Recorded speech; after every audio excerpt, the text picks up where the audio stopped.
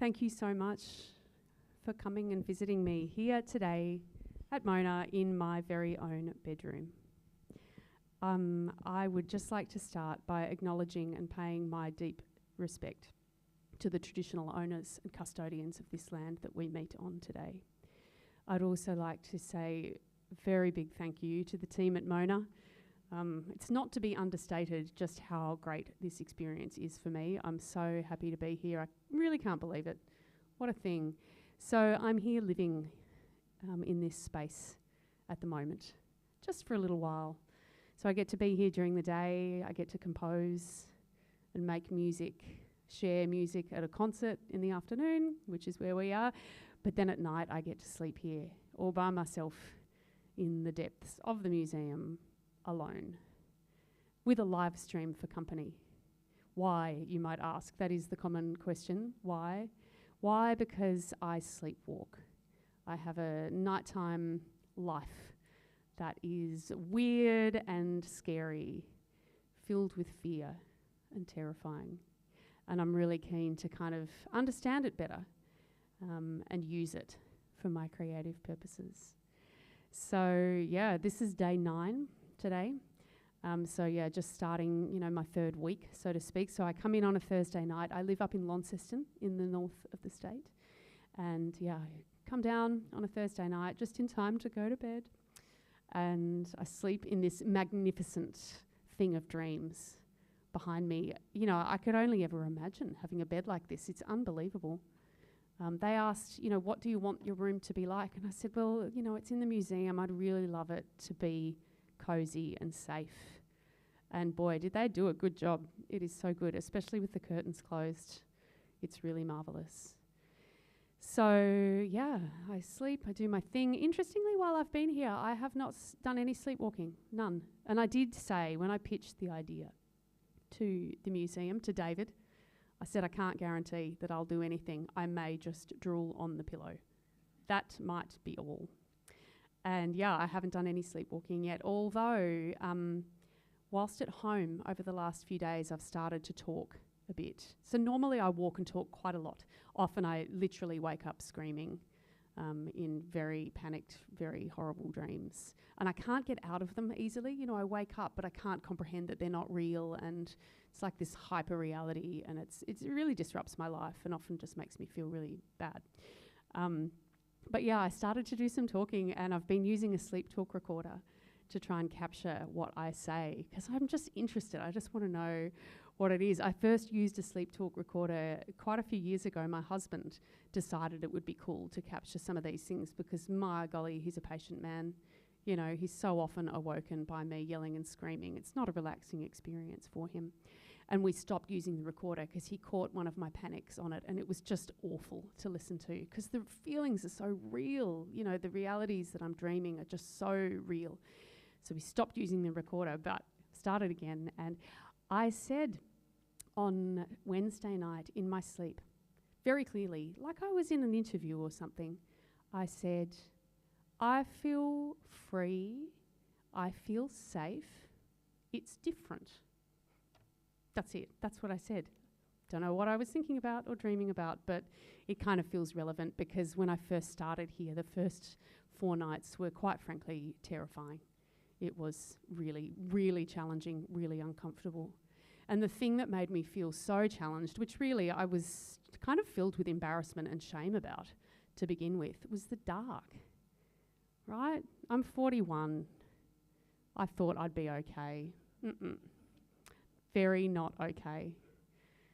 I couldn't eat that whole weekend. Just lost my appetite, could barely think, could barely keep a lid on this panic that I was feeling about having to do this walk and then come into this gallery that was so dark. And in the end, I asked them to turn some lights on, which was actually quite an empowering experience to know, okay, I found a limit and I have the ability to change it and make it better.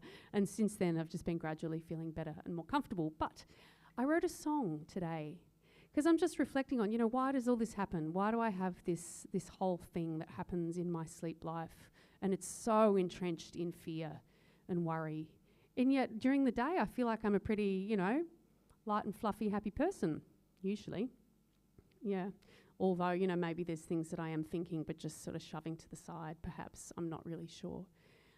Anyway, I wrote a song. So while I'm here, you know, in the past when I've been here for residencies, the point has been to come and to write a song or two each day and share them. I do feel like the compositions this time are a bit more of a byproduct of the creative process that's just happening.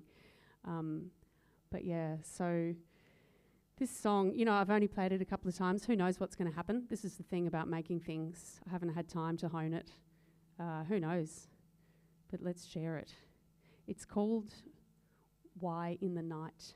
And I'm just curious as to why do we have this other life? You know, we lay awake at night and all our worries seem amplified, or things that in the day we just don't even think about. All of a sudden they become big. Or maybe we're walking along a road in the dark and we start to run because we're scared. Why? Just sort of reflecting on these feelings. So here we go. This is my song. Why in the Night. I gotta remember how it goes.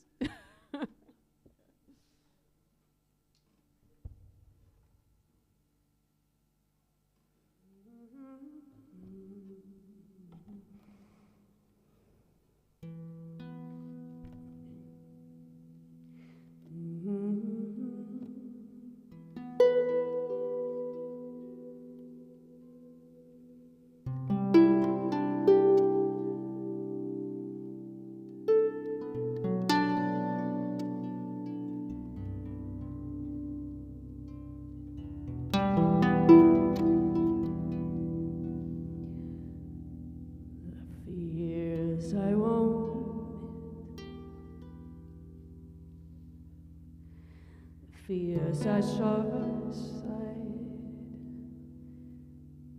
they lurk in the background,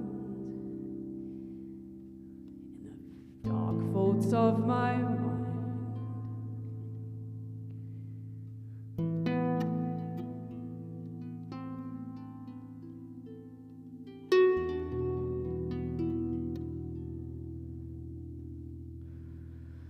When I am awake, deny and rationalize, but when asleep, no longer can I hide. Why in the nights? Why only in the dark? Just a lack of light. Why in the night?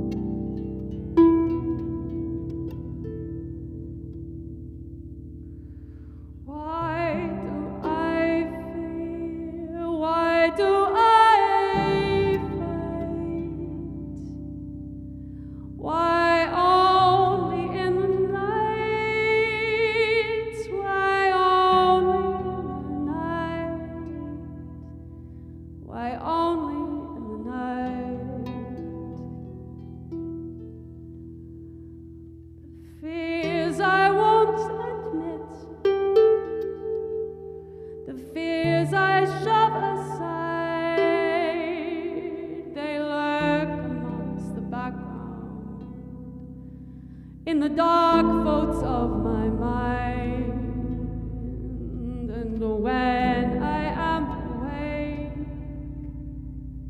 I can easily deny, but while I am asleep, I live them out. No longer can I hide. Why in the night? Why only in the night? Just a lack of light. Why only in the night?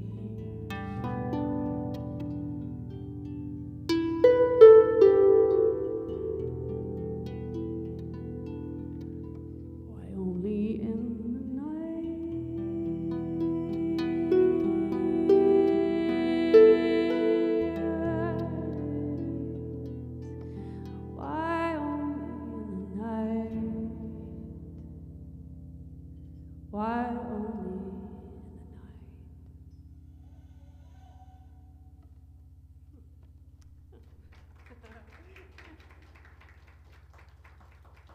Thank you. I feel like that was kind of completely different to how I played it before.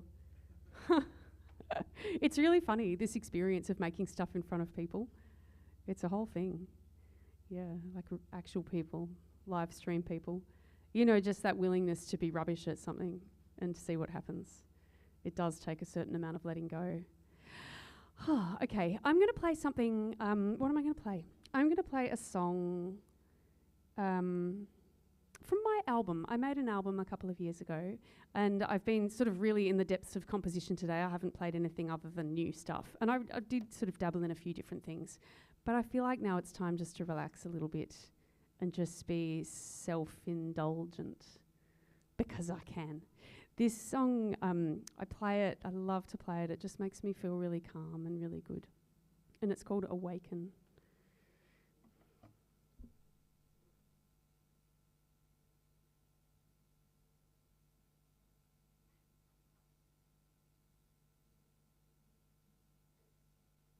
You know, for me, music's all about mood and expressing how I feel, maybe supporting a mood that I'm in or changing my mood.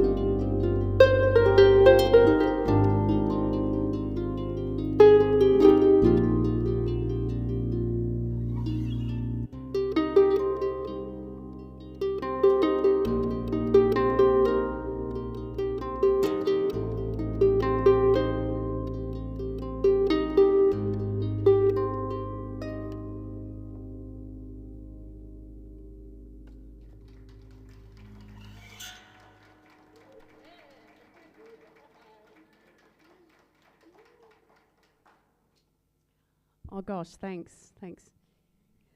Yeah, so that was Awaken. There was a question that I want to answer just before the concert started. The question was, we're talking about how harps work because they come in different shapes and sizes. I've got my very first little harp over here. I'll lift it up so you can see it. It's actually what's known as a lap harp or cardboard harp. So this was how I began with an adult education course in how to learn to play the cardboard harp. I'll just lift it up so you can see it. There it is. Really tiny.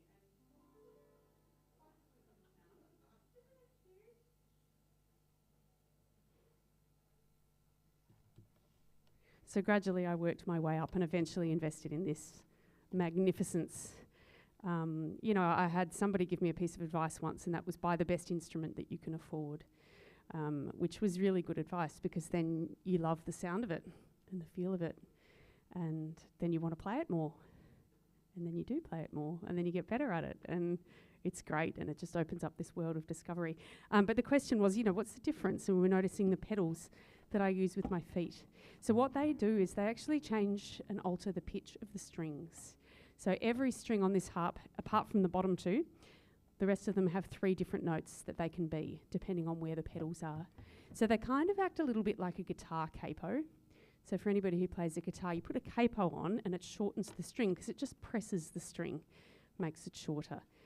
So the pedals do the same thing. So they connect to cables that run up through the column, and then there's a whole series of discs, these little spiky things here. And basically what happens when I move the pedals, if you look at all the red strings, they're all C strings. But when I tune the harp, I tune them to B. So there they are. But then I move the pedal and all the little discs twist on all of the Cs. They pinch the string and they become C. And then I can do it again. It happens again and they become C sharp, which is pretty amazing. And what that does is it just opens up a whole lot of scope for what you can play. It also makes it very easy to stuff up and hit a wrong note. Yeah, it's easy to sort of reach for the wrong pedal and, then you're in improvisation land then, let's face it. It's just different versions of things. But it's pretty cool, because the smaller harps, they're diatonic. They're only in one key at a time, so they're really well suited for Celtic traditional folk sort of music. But then the big harp, you can just play basically anything, actually. Really anything translates to a harp, which is pretty cool. So jazz and blues and all sorts of stuff. And I love what I do most of the time when I'm not composing here is when in my normal gigging life, I play a lot of covers. It's kind of what led me down this path of being an experimental musician, is just sort of breaking away from the traditional stuff and discovering that I could just play songs that I really love on the harp, and then that sort of led me in this other direction. So I've been consciously not playing covers while I've been here, but this afternoon I really feel like sharing one. I've been reflecting on fear and having to face fears and stuff going on in my life and whatever. And just, feeling that, I was thinking about why do I feel all this fear at night? And I feel like we live in a world that's got a lot of stuff going on in it right now. And, I'm lucky, I don't feel personally under threat, but there's a lot of stuff in the world. And anyway, I feel like this song sort of expresses some of that. And also it's been 25 years since this song was released. So I just want to sing it. But I'm still learning it, so could be a bit rough, but I welcome that. I feel like I should have got myself a wine this afternoon. No, it's okay. No, please, stay here. I'll have one after. Yeah, it's good. Thank you, though. I love that enthusiasm.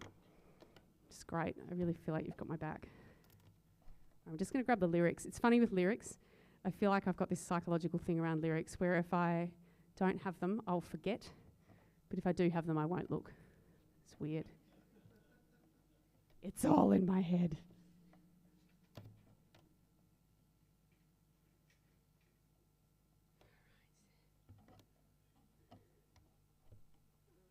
Okay. This is a song by the Cranberries.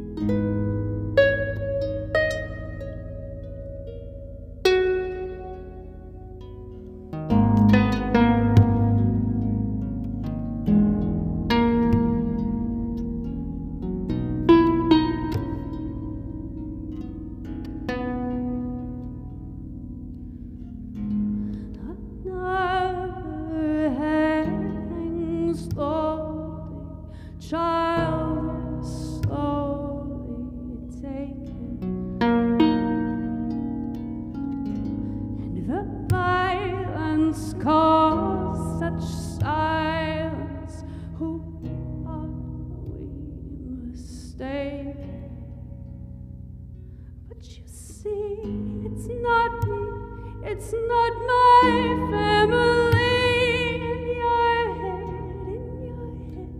they are fighting with the tanks and their bombs and their bombs and their guns. In your head, they are quiet. In your head, zombie, zombie, zombie.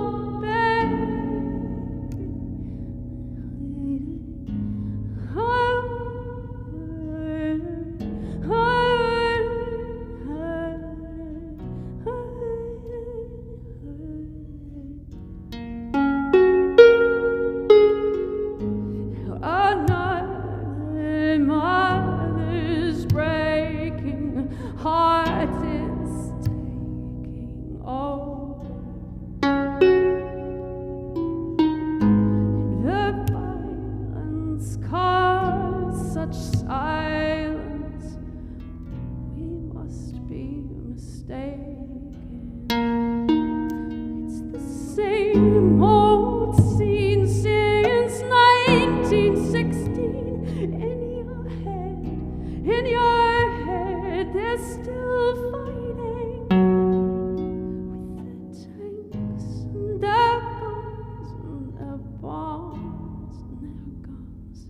In your head, they're dying.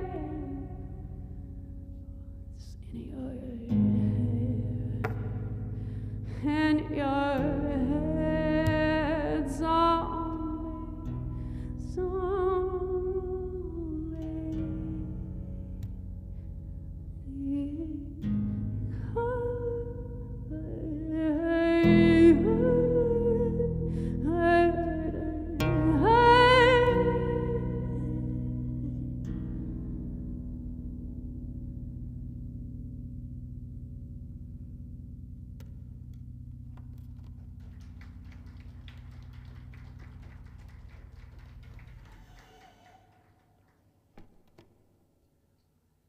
It's a pretty powerful song, that song.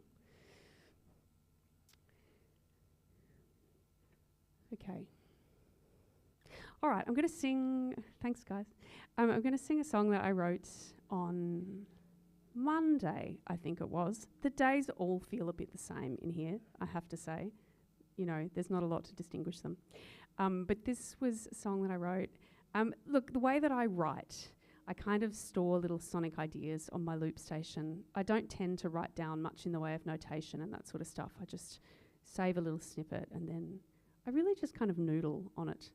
And then that's how the song emerges. But I've been trying to practice the skill of lyric writing, so it's a pretty new skill for me. And I do feel that the best way to get better at something is just to do it more. So, not the best lyric writer in the world, but it's good. I'm just going to keep trying. But this is a song, it's called I'm on a Road. And it's about, like, I guess you could draw various parallels, but it's sort of about my process here, about coming in and feeling so out of control, but that I've got this journey that I'm on, and that I'm starting to feel like I'm coming into some power, which feels very good. Anyway. Again, still a work in progress. You know, normally when you go to a concert, you hear a thing that someone has practiced and practiced and practiced and practiced and practiced. But I'm just keeping it very real here. Gotta find the words. Does anybody have any questions while I prepare for this song? No?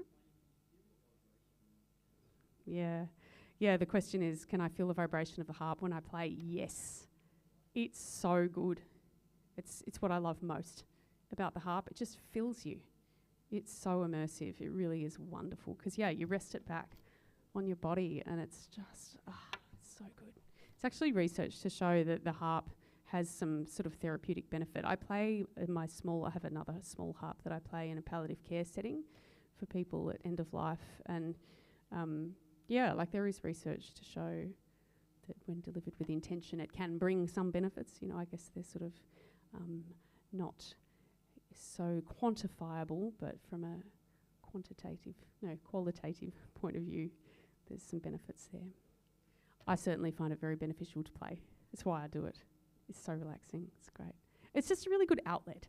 You know, I can play it like roughly. I can hit it. I can kick it, but with love. Like it's not like it's. I'm not doing it in a way to punish the instrument. Like it's just so versatile. Is what I mean to say by that. Not saying that hitting and kicking is okay. It's not in a context other than playing the instrument. I'll stop rambling now. I just need to apply some blue tack to my strings. So this is a little cheat technique. So when you pluck a string, you kind of hear it resonate. But I don't want it to resonate. I want it to be muted, like that. So I could use my finger, but when I want to play lots of strings, it's easier just to put blue tack on. And then it's just working smarter, not harder, right? So I'll just do that, if you bear with me a moment.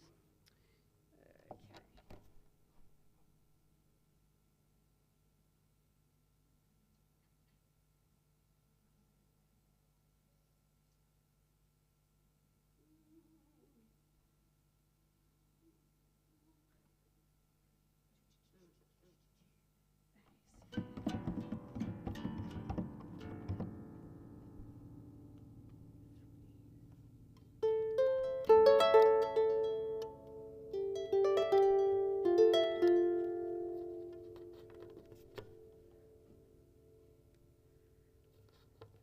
No, I am not doing a paid promotion for blue tack.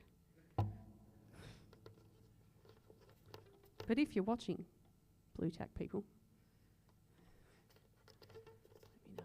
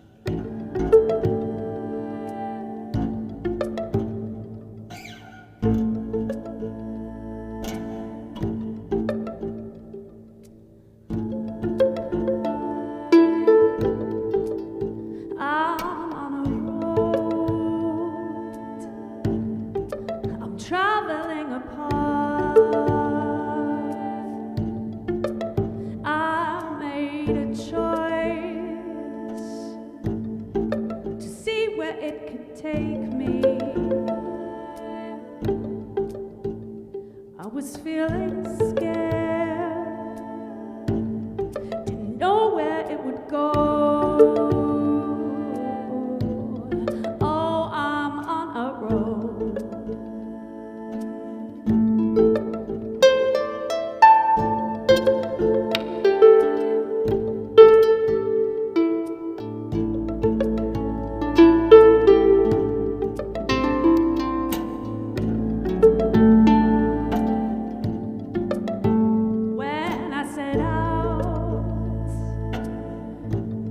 Wasn't feeling very strong.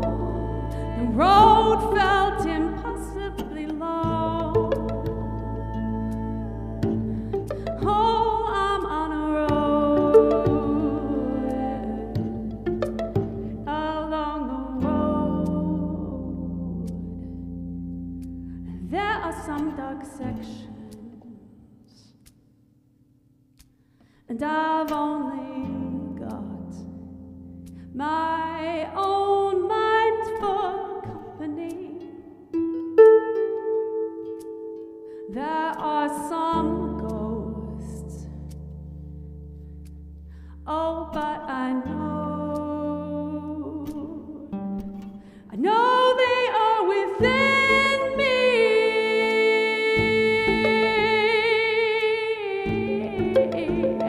Oh, I know they are.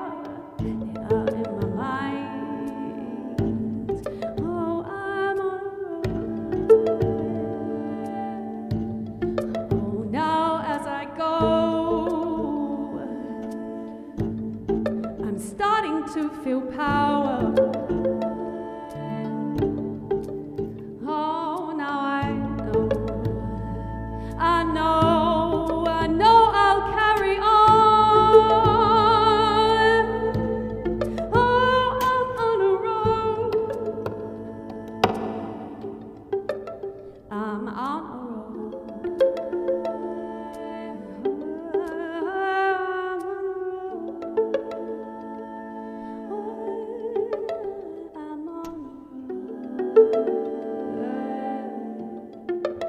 I'm on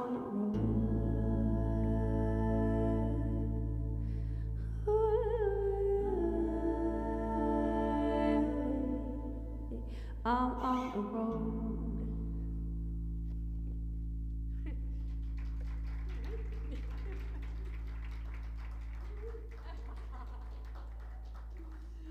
Oh, thanks. What a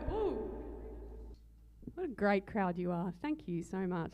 Well, I feel like that kind of brings us to the end of my concert today. Thank you so much for being here with me in my very own bedroom. And if you're interested, I mean, it's a bit weird, right? But there is a live stream that's going all the time. The purpose of the live stream is just for documentation, so I can see if I walk in the night. But yeah, other people can watch it too, which is super creepy. But it's also like really boring. You know, I'm there in my comfy, ugly pajamas in the bed with the curtains closed. So it's slow entertainment.